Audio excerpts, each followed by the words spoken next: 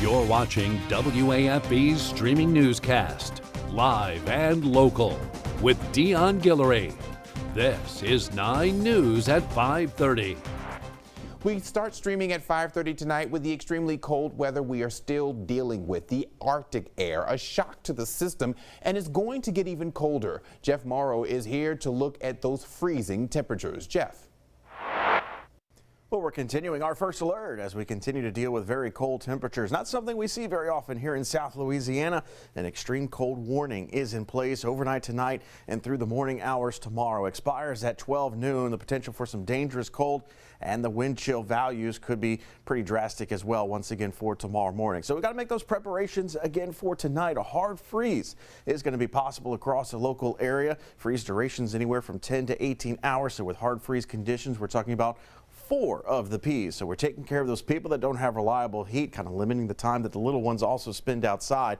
We're also bringing in those outdoor pets. If you have the bigger livestock, make sure that they have adequate shelter and fresh and unfrozen water. Also for the plants, cover them or bring them inside. And for the pipes, remember to wrap those exposed pipes outside. And if you want to leave that little bit of a drip in the faucet, do that only during freezing hours and also if your water company will allow. We'll talk about how cold it's going to get in the coming days, all in just a few minutes. Dion? All right, Jeff, thanks.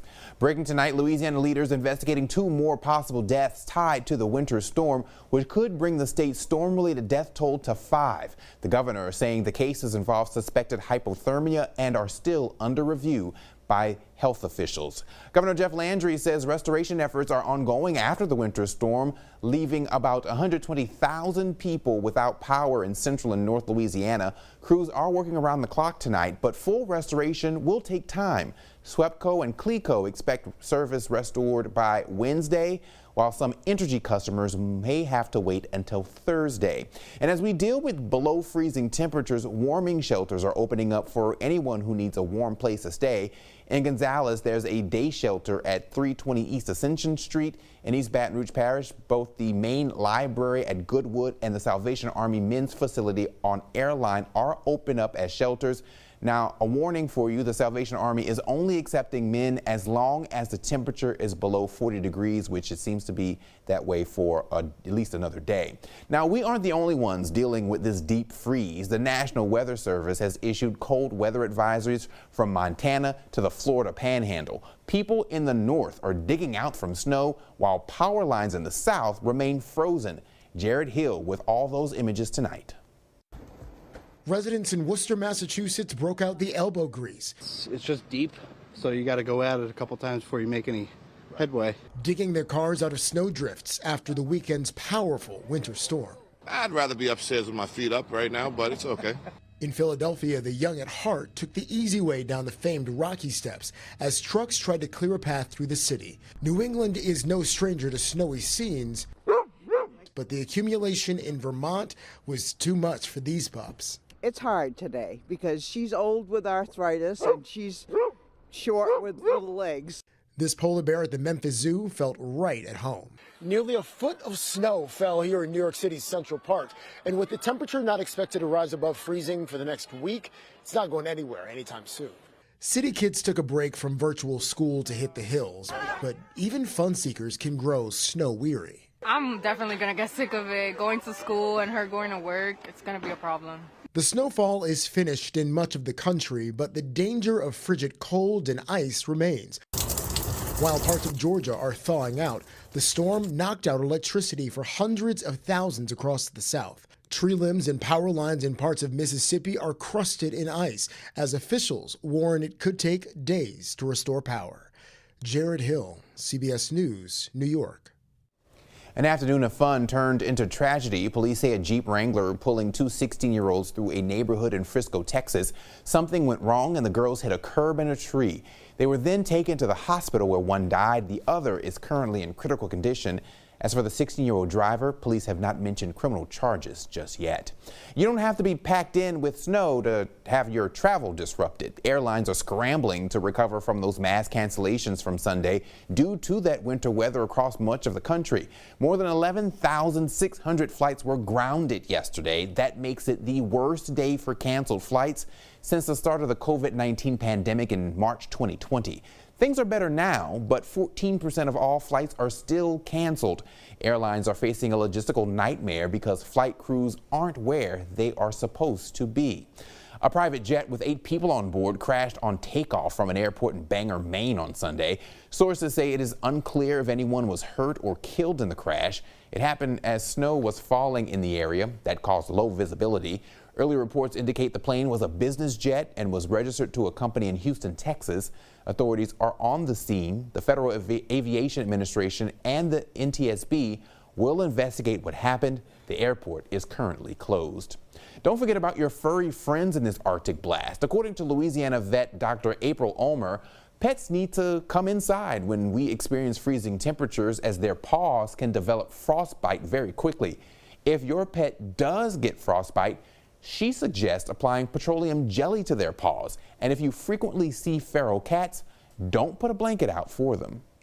Well, I bought one of those elevated cat beds, but alternatively, blankets aren't really the best thing because they can get wet, and then the cats they get wet. So straw or something like that underneath the house where they can kind of burrow in there and get warm is probably better.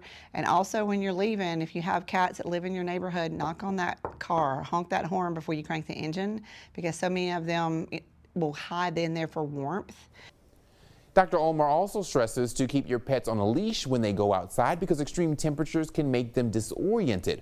Also, prepare your pet's medications just in case and have some extra food on hand because they may need more calories in the extreme cold. And be sure to have this on you, our free First Alert weather app. You can scan the QR code on your screen if you're watching TV or if you're streaming.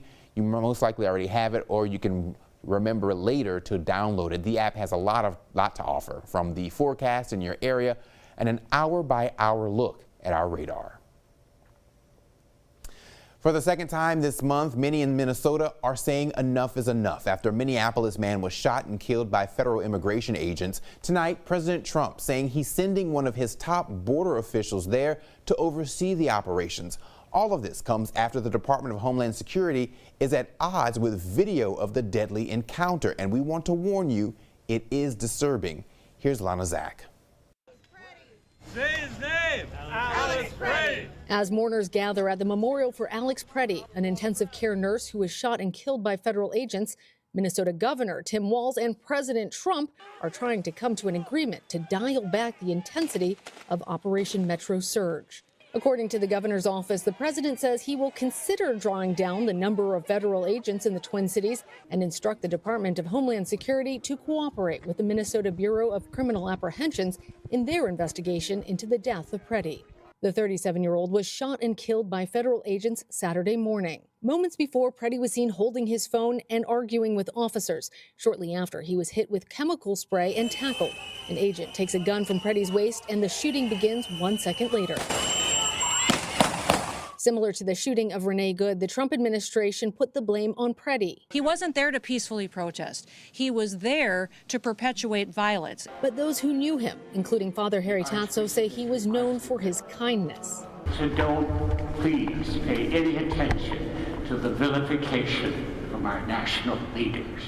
Preddy's parents say their son began protesting after Good's killing and thought it was terrible seeing children taken by ICE agents. He cared about people deeply, and he was very upset with what was happening in Minneapolis and throughout the United States. President Trump is sending border czar Tom Homan to Minneapolis. Lana Zach, CBS News, Minneapolis. And developing now, gun rights advocates are criticizing some statements from the Trump administration about this weekend's ICE shooting death. The man who was fatally shot at a protest had a gun permit and was lawfully carrying a concealed firearm. Witness videos do not show Alex Preddy brandishing the weapon, but some top Trump administration officials suggest merely carrying it justified an ICE agent killing him. The NRA, the Minnesota Gun Owners Caucus, and Gun Owners of America denounce that view.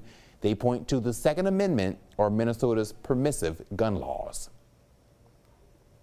Let's talk about your health now, because these frigid temperatures that we're having, they can affect the body in many ways, but they can be especially hard on your heart. If you have underlying medical conditions like heart disease or high blood pressure, experts say to avoid exertion in the cold weather.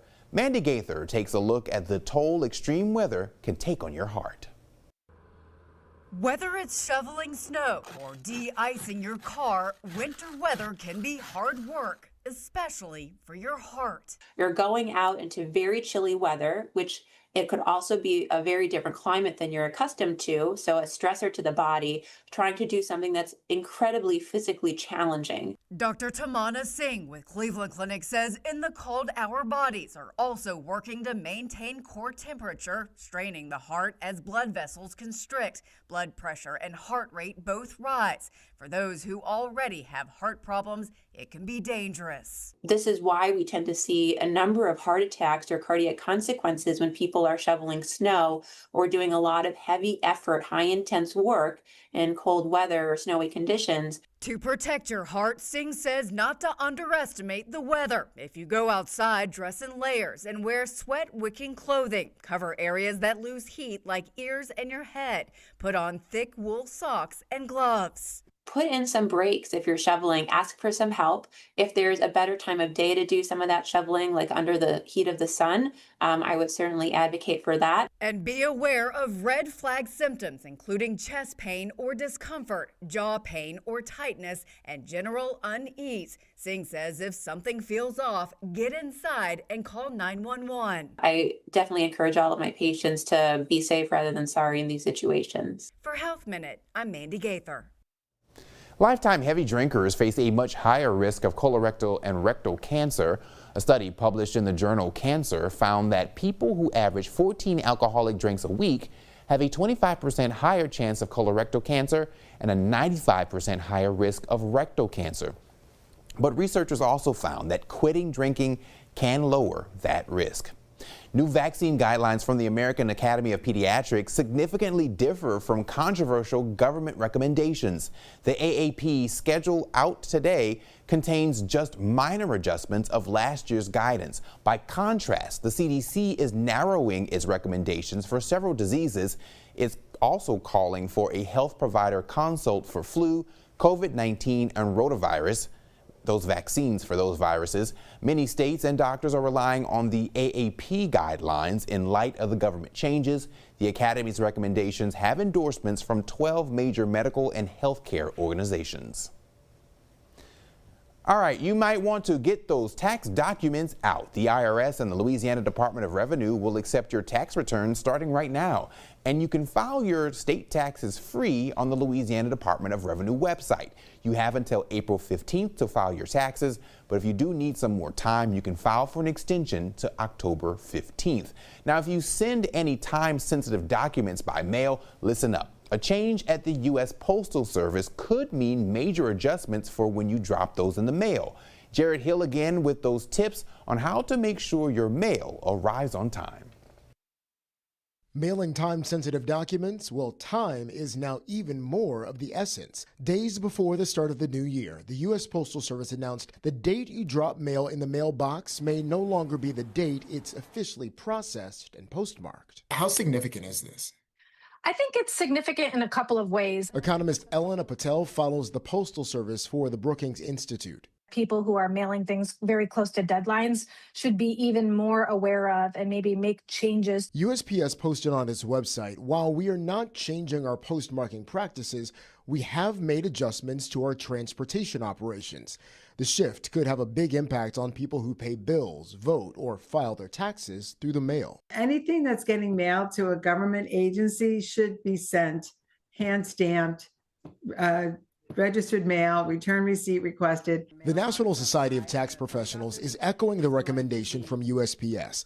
Mail documents a few days early or go inside the post office and get the date stamped at the counter, what's called a manual postmark. The adjustment is part of the agency's 10-year plan to cut costs and restore profitability, concentrating processing work in larger regional hubs with new high-speed sorting machines. All postal operators are basically trying to reimagine a business model that for the last 250 years has been, pretty stable. It's only since 2007 that things have gone awry. Forging a future for service shifted by technology. Jared Hill, CBS News, New York. When we come back,